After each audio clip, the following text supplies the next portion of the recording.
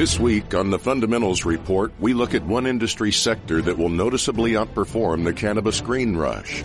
Investing in high-growth trend is proven to be one of the best ways to build wealth, and although the cannabis sector has proven successful for many investors, there is one industry sector that is set to significantly outperform cannabis. This same sector is the focus of giants such as Google, Facebook, Microsoft, and innovative content and technology leader Real-Time VR, trading as RLTR. Virtual reality is the highly disruptive technology which is quickly becoming part of all consumers' lives and will impact almost every major industry sector. Over the next few years, VR will begin to realize its potential with an estimated 171 million active VR users, generating nearly $121 billion in sales. For more information on VR and other stories, visit thefundamentalsreport.com. Welcome to the GSMC Financial News Podcast, the show that delves into the ups and downs of the stock market, changes in the economy, and news from the worlds of real estate and technology. From breaking news on the New York Stock Exchange, NASDAQ, or the overseas market, to updates on the bond market, if there's money to be made, we've got you covered.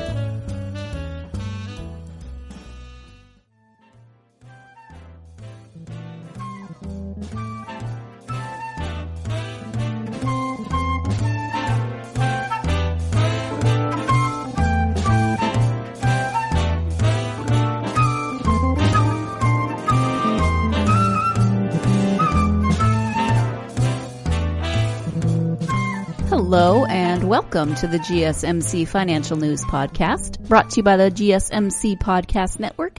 I am your host, Sarah, wishing you a happy Thursday. It is Thursday, January 30th, 2020. We are almost done with the month of January. We are almost 1 month through this new year, which is a little bit crazy. As usual, we are going to start with what happened on the stock market today, Thursday, January 30th, 2020. The Dow climbed 124 points, or 0.43%, to end the day at 28,859. The S&P 500 rose 0.31% to 3283. The NASDAQ Composite closed 0.26% higher at 9289.93. Stocks were down for much of the day as investors assessed the potential economic impact of the deadly coronavirus, but they reversed course after the World Health Organization declared the outbreak a global health emergency. Chinese authorities said the death toll from the coronavirus has topped 150, with confirmed cases surpassing 8,000. This led investors to sell some of their equity holdings and buy into safe havens such as treasuries, pushing the 10-year rate below its 3-month counterpart. This triggered a so-called yield curve inversion, an event that has preceded recessions in the past. However, the major averages recovered after the WHO announcement, which noted that Chinese authorities had the situation under control and did not recommend restricting travel to China. Facebook shares, tumbled 6.14% after the company's latest quarterly results showed a sharp increase in cost. Tesla, meanwhile, surged more than 10.3% after its fourth quarter earnings topped expectations. Let's turn our attention now to the companies making headlines after the bell. The first is Amazon. The e-commerce giant's stock surged more than 10% in extended trading after the company reported better than expected fourth quarter results. Amazon reported earnings of $6.47 per share on revenue of $87.44 billion, while analysts expected earnings of $4.03 per share on the revenue of $86.02 billion, according to Refinitiv consensus estimates. The company highlighted strong revenue from its continuing growth of Prime membership and its cloud business, which picked up at $9.95 billion in revenue in the fourth quarter, growing faster than analysts had expected. The company also gave upbeat guidance for the current quarter, saying it now expects to report revenue between $69 billion and $73 billion. Amgen. The biotechnology company's stock dropped more than 2% in extended trading after the company beat analysts' earnings estimates, but revenue came up short. Amgen reported earnings of $3.64 per share, excluding some items on revenue of $6.2 billion, while analysts expected earnings of $3.47 per share on revenue of $6.06 billion, according to Refinitiv. Visa. Shares of the financial services company dropped more than 3% in extended trading after it matched earnings but missed on revenue. Visa reported quarterly earnings of $1.46 per share and revenue of $6.05 billion. Wall Street expected $6.08 billion in revenue. Navistar. The manufacturing company's stock surged over 50% in extended trading after Bloomberg reported that Volkswagen is in advanced talks to buy the rest of the truck maker on Thursday in a deal worth $2.9 billion.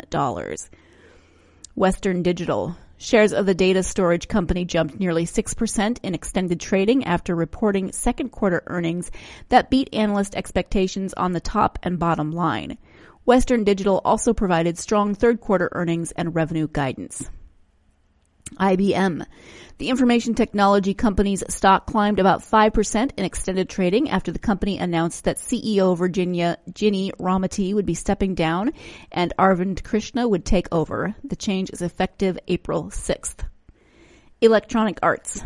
Shares of the video game maker dropped 3% in extended trading despite beating analyst estimates for revenue in the third quarter.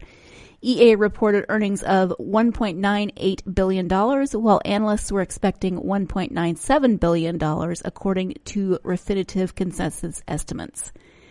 Levi Strauss. The clothing company's stock briefly climbed in extended trading after the company beat earnings estimates, but missed on revenue. The company said year-over-year net revenue growth was affected by a lack of Black Friday benefit, along with the acquisition of a South American distributor. Levi Strauss reported earnings of 26 cents per share, excluding certain items on revenues of $1.57 billion, while analysts expected earnings of 21 cents per share on revenue of $1.58 billion. The company gave upbeat guidance for 2020, projecting an earnings per share of $1.18 to $1.22 compared to a consensus estimate of $1.17 per share. Here are the most important things for you to know about Friday before you head into Friday. Industrial giant Caterpillar is set to report quarterly earnings before the bell Friday. Investors will look to the heavy machinery company to gauge the health of U.S. manufacturing, and any guidance on the impact from the coronavirus will also be crucial. At the height of the U.S.-China trade war last year, Caterpillar took a big hit from highest material costs, including tariffs. Lower demand in China also made a dent in its profits. In the current earnings season, many major companies, including Apple and McDonald's, have already sounded alarms on the negative impact from the fast-spreading virus. Shares of Caterpillar have fallen nearly 10% in January alone, following a 16% gain last year. Wall Street analysts have pretty low expectations for fourth quarter results. FactSet consensus shows an EPS estimate of $2.38, lower than the $2.55 per share earned in the same quarter a year earlier.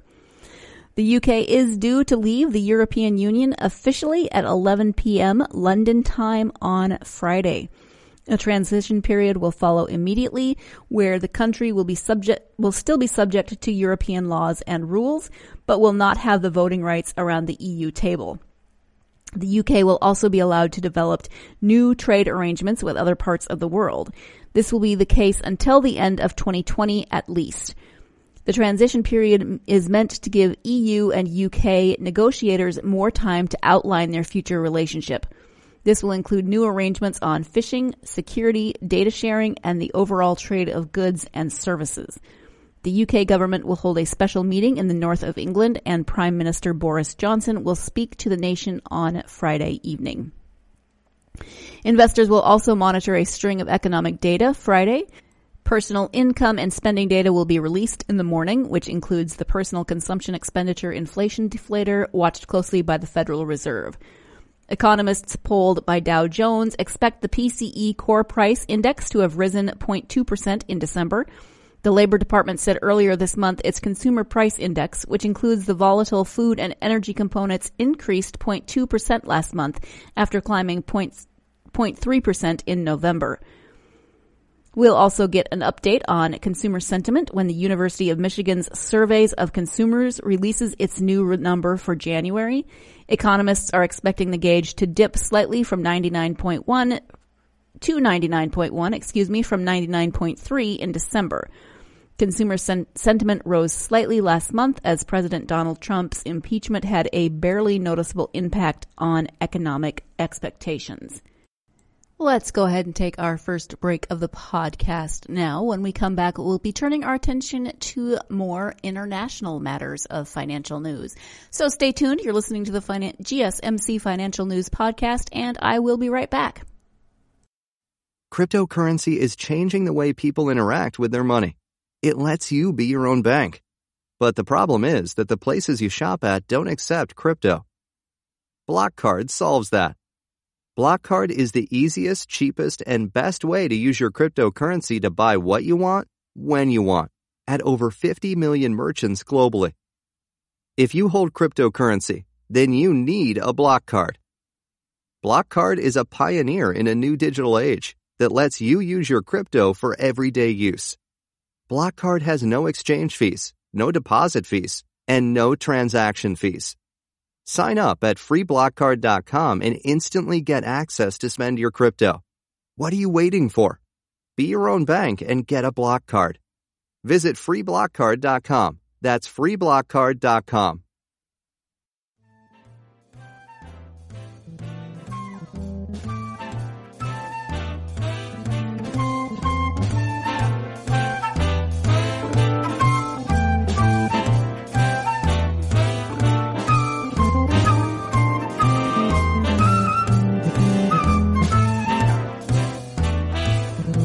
Welcome back to the GSMC Financial News Podcast. I had mentioned earlier in the episode about England's formal exit from the European Union happening tomorrow, January 31st. And the Bank of England has opted against a rate cut, but warns of slow growth after Brexit. The Bank of England on Thursday held interest rates following Governor Mark Carney's final monetary policy meeting. Sterling jumped 0.5% against the dollar to trade at around $1.30 after the central bank's Monetary Policy Committee, or MPC, voted 7-2 to keep the base rate at 0.75%. Weak GDP figures had led several members to mull a rate cut, but with January data showing an uptick in confidence and activity following the December 12th general election, expectations of an imminent cut had dampened. The decision comes at a crucial time for the British economy, with the UK set to leave the European Union at 11 p.m. London time tomorrow on Friday, January 31st. British and European leaders will now enter pivotal negotiations in a bid to secure a free trade agreement before the end of 2020. Despite faltering growth of late, the BOE had been one of the few central banks to diverge from the global precautionary easing trend from central banks, with 131 rate cuts implemented by central banks worldwide in 2019. The BOE issued a downbeat forecast on the eve of Brexit, with uncertainty around the departure continuing to hurt business investment, reduce immigration, and weigh on growth. The central bank forecast growth of just 0.8% in 2020, down from 1.3% in 2019, but rising to around 1.5% in 2021. Thursday's report further downgraded the 2019 fourth quarter UK GDP growth estimate to 0. In its last monetary policy meeting in December, the bank's forecast for growth in the fourth quarter of 2019 was cut to plus 1.1% from the November projection of plus 0.2%. CPI, or Consumer Price Index inflation, declined to a rate of 1.3% in December. Core CPI inflation fell to 1.4%, and core services inflation remains below its target consistent range. However, the bank suggested that as the outcome of Brexit becomes clearer, growth and inflation are likely to pick up, with inflation expected to advance toward the 2% target late in 2021. Monetary policy will be set to ensure a sustainable return of inflation to the 2% target. Policy may need to reinforce the expected recovery in UK GDP growth should the more positive signals from recent indicators of global and domestic activity not be sustained, or should indicators of domestic prices remain relatively weak, the BOE's monetary policy report said. In a press conference following the decision, Carney pointed to survey data since the December UK election as suggesting growth will pick up to around 0.2% in the first quarter, with businesses reporting a rise in investment intentions, a resilient labor market, and the highest household economic confidence readings for a year and a half as reasons to maintain policy. These are still early days, and it is less of a case of so far so good than so far good enough. It will be important for the hard data on activity to follow through on the recent pickup in surveys and for domestic price inflation to strengthen, he said, adding that recoveries in growth and inflation were not yet assured and that a renewal of trade tensions or other external headwinds could reverse recent progress. Carney will now step aside to be replaced by Andrew Bailey, formerly Chief Executive of UK Regulator and Financial Conduct Authority. Moving on from the UK to Germany, the Deutsche Bank has posted a net loss of 5.3 billion euros for 2019 amid major restructuring.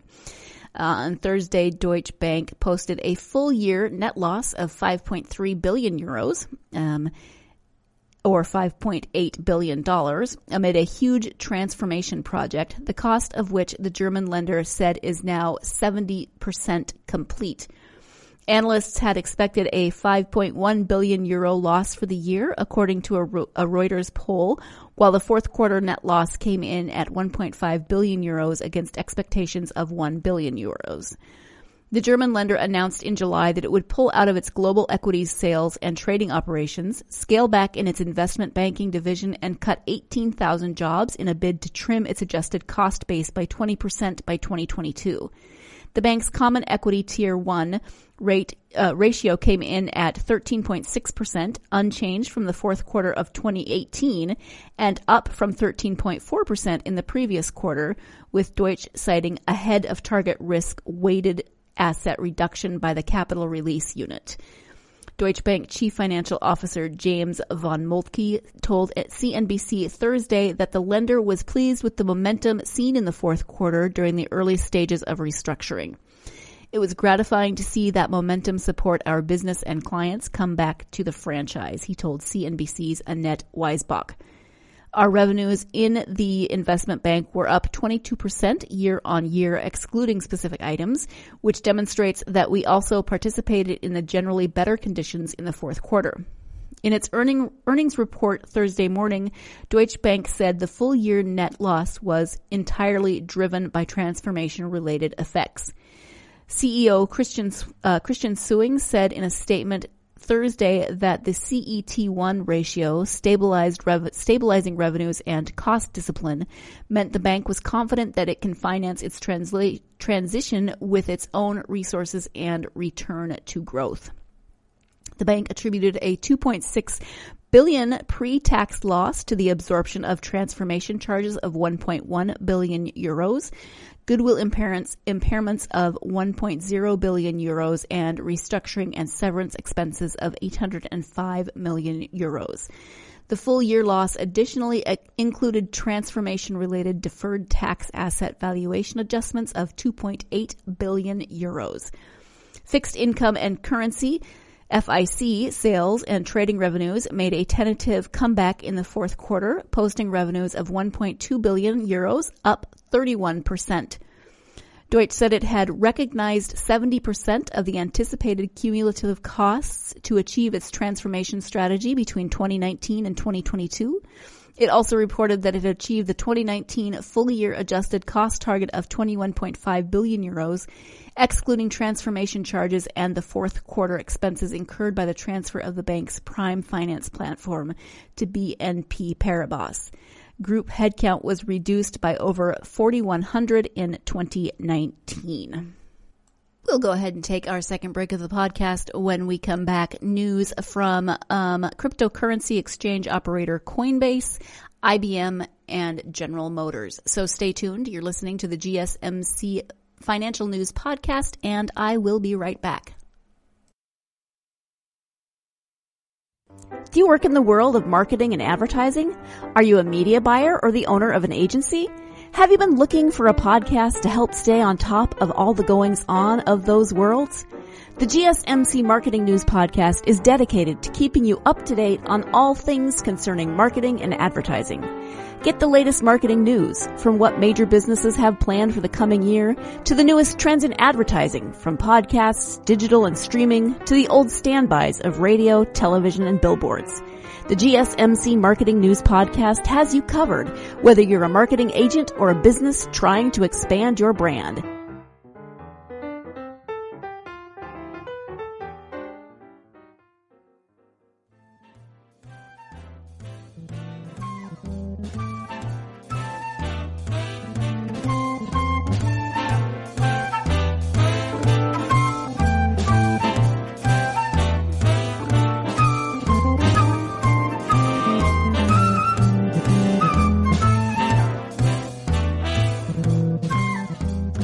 Welcome back to the GSMC Financial News Podcast. As I mentioned earlier, we are going to stick with some global news, but this is Coinbase, which is a cryptocurrency exchange operator, wants to make it easier for global institutional clients to store their crypto.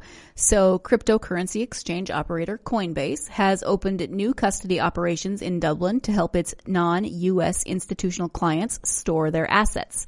Mostly known for its retail investment platform, Coinbase has been making an institutional push over the years, selling professional trading and custody services to institutional investors with deeper pockets. Financial custodians are responsible for holding securities on behalf of their clients. The company on Wednesday announced that it would set up Coinbase Custody International, a new entity based in the Irish capital, to further expand its institutional efforts abroad. While it already acts as a custodian for clients based in Europe, Coinbase claims the new unit will be more localized to suit their needs. According to Sam Mackingvale, CEO of Coinbase, in the absence of clear regulation anywhere in the world, I think folks want to be as close to home as they can be. That's the regime that they understand and are tracking to. Europe is Coinbase Custody's, quote, biggest geographical segment of growth, end quote, Mackingvale said, adding the continent would be its jumping off point for further international expansion. He said, we think we can service most of Asia and other international markets out of Custody International. The firm currently has over $7 billion worth of assets under custody, with just under $1 billion accounting for holdings across its European and international clients. Digital currencies have proven a difficult asset class for banks and hedge funds to swallow, primarily due to their notoriety for volatility and the legal uncertainty surrounding them. While ownership of traditional assets like stocks and bonds is well documented and highly regulated, cryptocurrencies aren't afforded the same privilege. Regulators around the world have been looking at how best to approach such assets, and the U.S. in particular has been racking its brains over how to bring certain digital assets under securities laws. Coinbase last year set up a rating system with rival exchange operations Kraken and Circle to judge digital currencies on how similar they are to securities. Then there's the potential for investors to essentially lose their assets. For instance, if they lose an alphanumeric private key that lets them access their funds, or if that key is compromised and their holdings are stolen. Custody services are crucial to securing investors' assets, especially for large financial institutions with much more to lose. Mackingvale said that Coinbase's push into custody represented part of its wider ambition to, quote, institutionalize cryptocurrencies as an asset class and give larger investors more confidence in them. He said the company's institutional offerings could eventually converge into a service that will, quote, look and feel more like a traditional prime brokerage.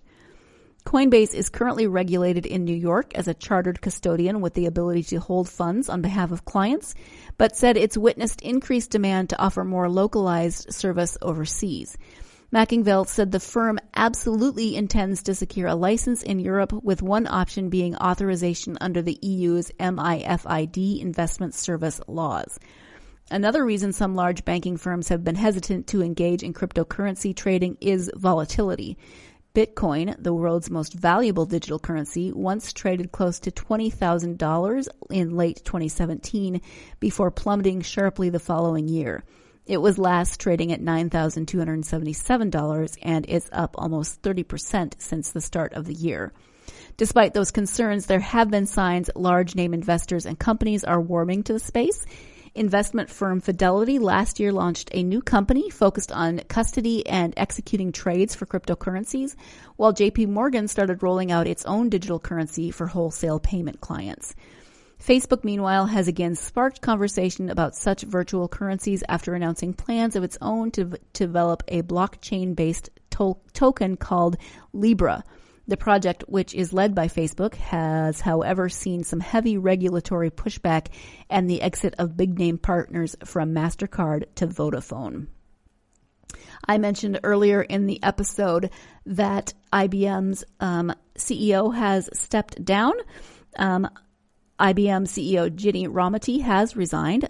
She announced Thursday that she will resign from her role and be replaced by the company's current Senior Vice President for Cloud and Cognitive Software, Arvind Krishna. Following this announcement, IBM shares jumped as much as 5% today after the company said that Krishna was becoming its 10th CEO, effective on April 6th, according to a statement. Jim Whitehurst, Red Hat's former CEO, is becoming IBM's president, the company said. IBM completed its $34 billion Red Hat acquisition in July. Rometty, 62, became IBM president and CEO on January 1st, 2012, replacing Sam Palmisano. Earlier, she had responsibilities in sales, marketing, and strategy. Rometty studied computer science and electrical engineering at Northwestern University. Her official biography on IBM's website credits her with leading, quote, the successful integration of PricewaterhouseCoopers Consulting, creating a global team of more than 100,000 business consultants and services experts. Under Rometty, IBM made cloud services a bigger priority, and it exited some businesses, including the low-end server unit it sold to Lenovo in 2014. At the same time, the company has stuck around in core markets like mainframe computers and database software. During her tenure as CEO, IBM's stock has fallen about 26%, while the S&P 500 has grown 160%. In 2018, Rometty's total compensation exceeded $17.5 million, according to the company's most recent proxy statement. Rometty will remain the company's executive chairman through the end of the year, IBM said, when she will retire after joining in 1981. Krishna, who is 57, is one of IBM's top executives, having joined the company in 1990. He is currently IBM's senior vice president for cloud and cognitive software. Krishna worked on the Red Hat acquisition.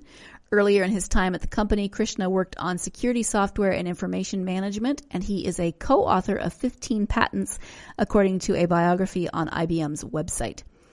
In a release, Rometty described Krishna as a, quote, brilliant technologist who has played a significant role in developing our key technologies, such as artificial intelligence, cloud, quantum computing, and blockchain, as well as a superb operational leader.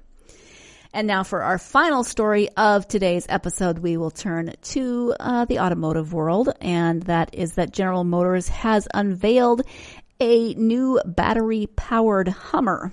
So the Hummer has often been best known as a gas-guzzling military-style SUV, but now General Motors is resurrecting it as an all-electric super truck with massive horsepower, acceleration, and torque. The Detroit automaker confirmed the plans Thursday and released 3 online teaser videos for the GMC Hummer EV pickup ahead of a 30-second Super Bowl ad for the vehicle featuring NBA star LeBron James. The spot is scheduled to air during the second quarter of Sunday's game. The Hummer EV pickup, according to GM, will feature 1,000 horsepower, 0 to 60 acceleration of 3 seconds, and 11,500 pound-feet of torque. It didn't announce a price. It's a combination of an incredibly capable truck and a supercar.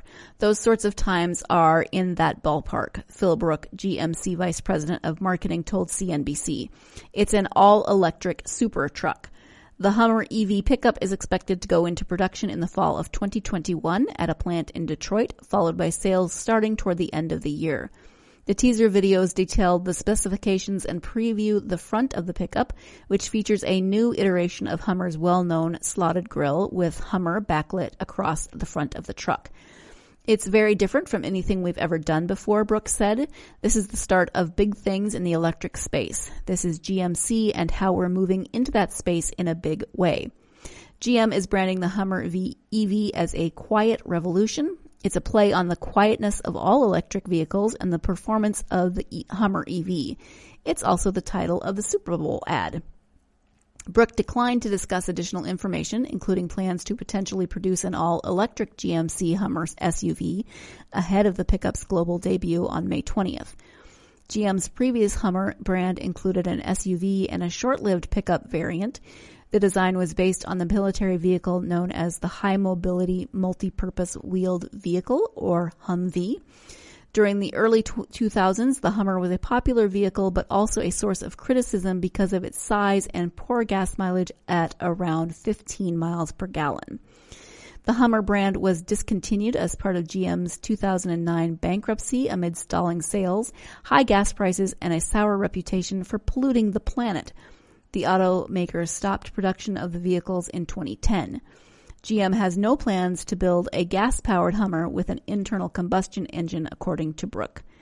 The plan to sell Hummer under the GMC brand is expected to save the automaker substantial capital compared with launching it again as a standalone brand. It will also provide GM with its first all-electric vehicle as part of GM's pivot to all-electric vehicles, including releasing at least 20 new vehicles globally by 2023. The GM truck and SUV has become a profitable workhorse for the Detroit automaker with an affluent and educated customer base, adding the Hummer EV, which is expected to command high transaction prices as a lifestyle pickup, will likely add to the brand's profits and customer base. I think there's an opportunity for us to not just expand where GMC is today from a customer base, but also bring new customers in who hadn't considered us before as well, Brooke said. The GMC, keep wanting to insert the name of the podcast in there. The GMC Hummer EV is expected to be part of a new lineup of all-electric pickups and SUVs for GM that will extend across brands and price ranges. GM President Mark Royce on Monday broadly detailed those plans when he announced plans to invest $3 billion for the production of such vehicles.